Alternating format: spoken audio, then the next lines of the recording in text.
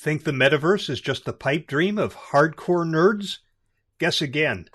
One of the world's biggest management consulting firms is opening the doors of a significant metaverse-focused practice. Details are coming right up on For Immediate Release. Another fine podcast from the FIR Podcast Network. This is For Immediate Release, the podcast for communicators.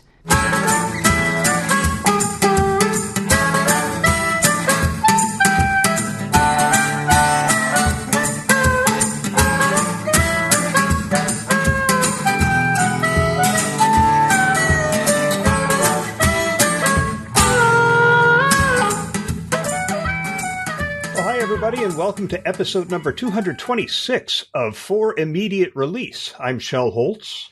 And I'm Neville Hobson. And in this episode, we've got a pretty interesting story about something coming out of Deloitte, the consulting firm that's designed to help their clients understand and capitalize on the next massive wave disrupting business and society. It's called the Metaverse.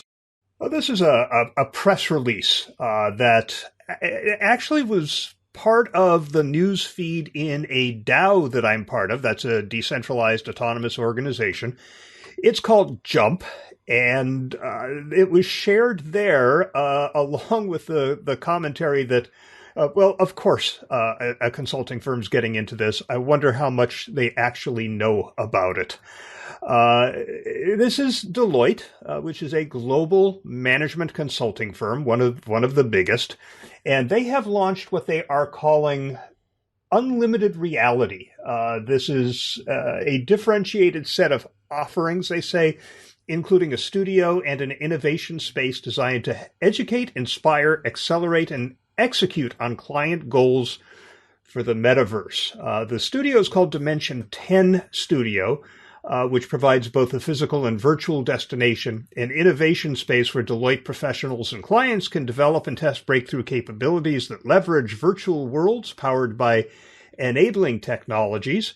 The unlimited reality offering lets their clients explore and even simulate cross-industry AI use cases. This is all outlined in something that they've put together, a white paper called the AI Dossier.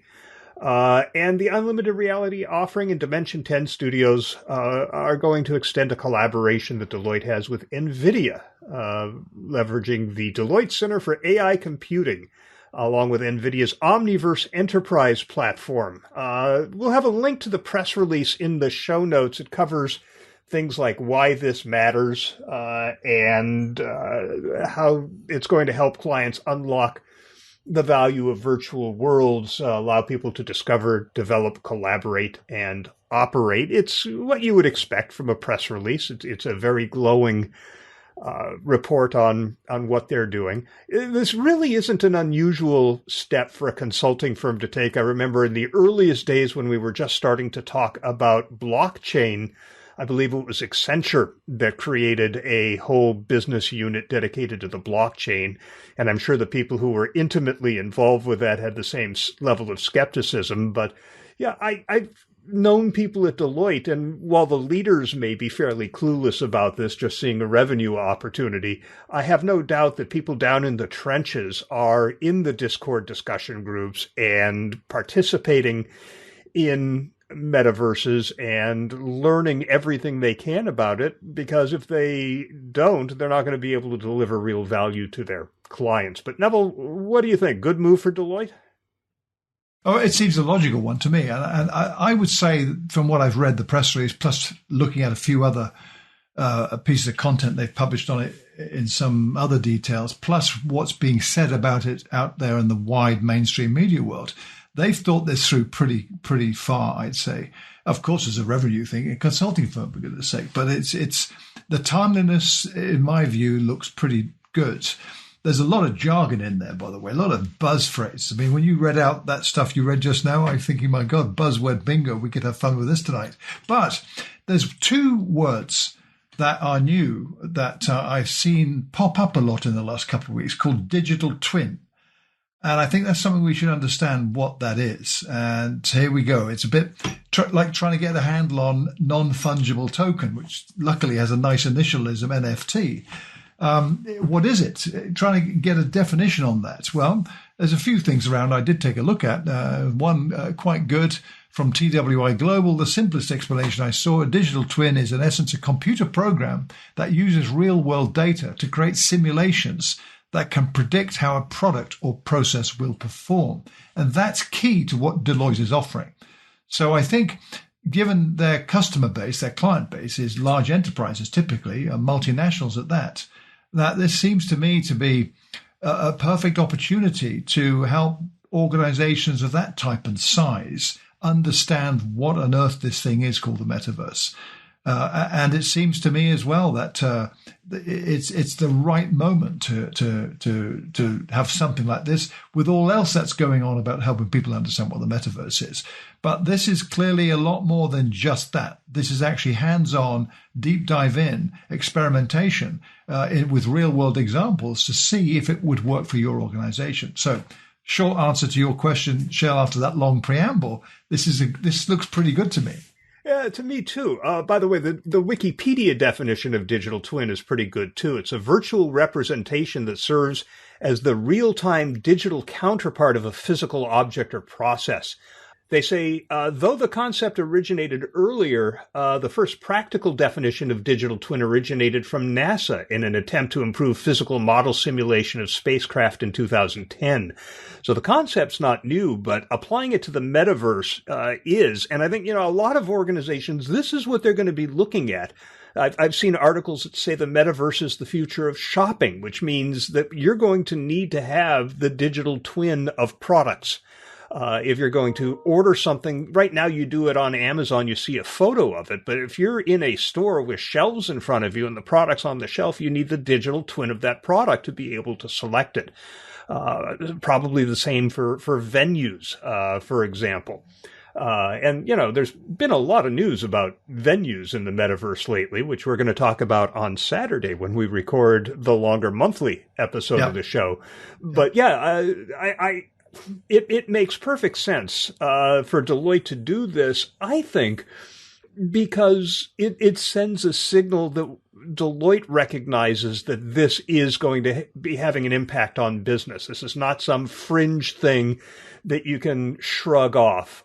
It's coming, whether you like it or not, along with the rest of Web3. And Deloitte is saying, wake up, pay attention, and we're here to help when you realize you need the help.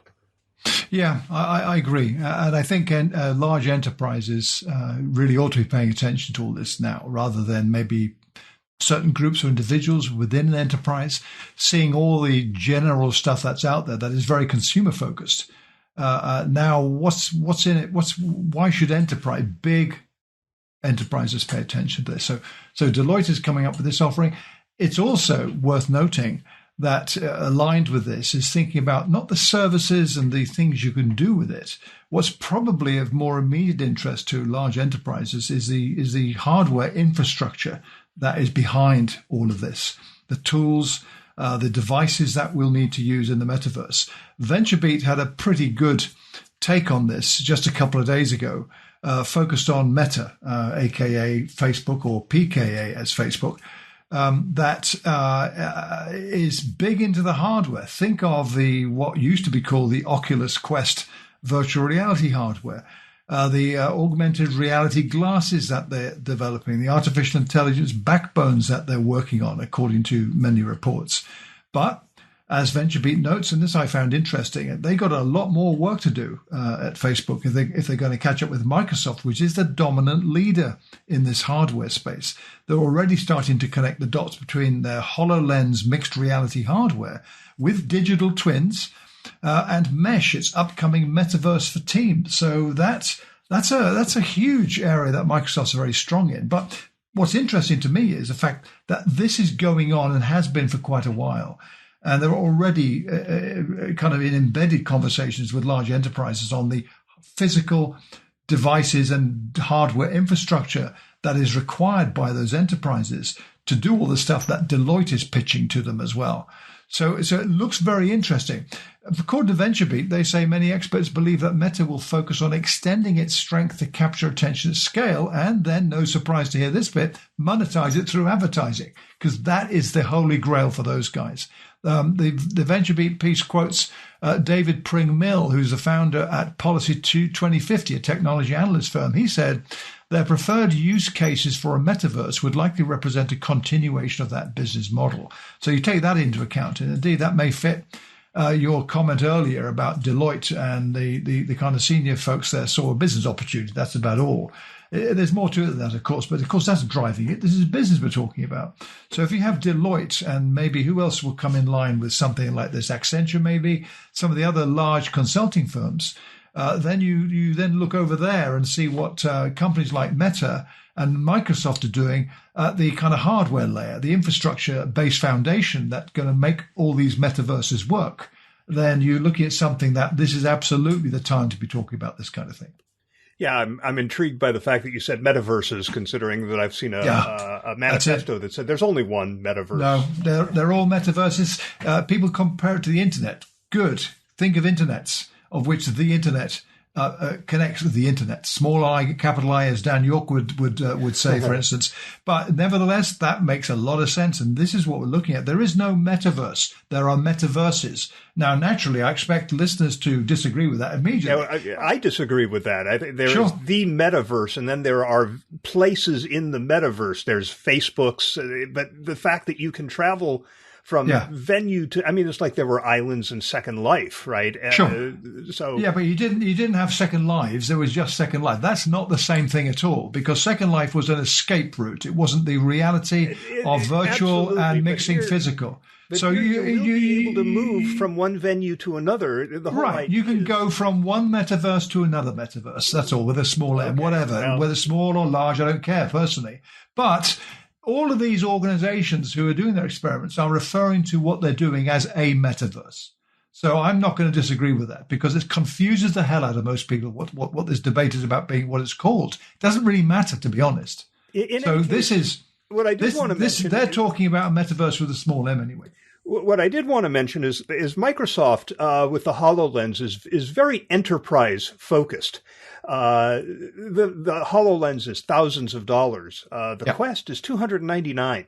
Okay. It's very consumer hence focused. Enterprise market. Yeah, absolutely. I know a lot of people working in Web3 in the metaverse are not thrilled about Facebook's involvement, because it is commercial in an environment that is being developed at the base layer by people who want it to be decentralized and not commercialized. So we'll have to see where that shakes out. Big topic. Lots more to talk about this when we have time next time. Well, when we have time will be Saturday, and everybody can listen to our 90-minute mega show. Yep. Join in, folks. And that'll be a 30 for this episode of For Immediate Release.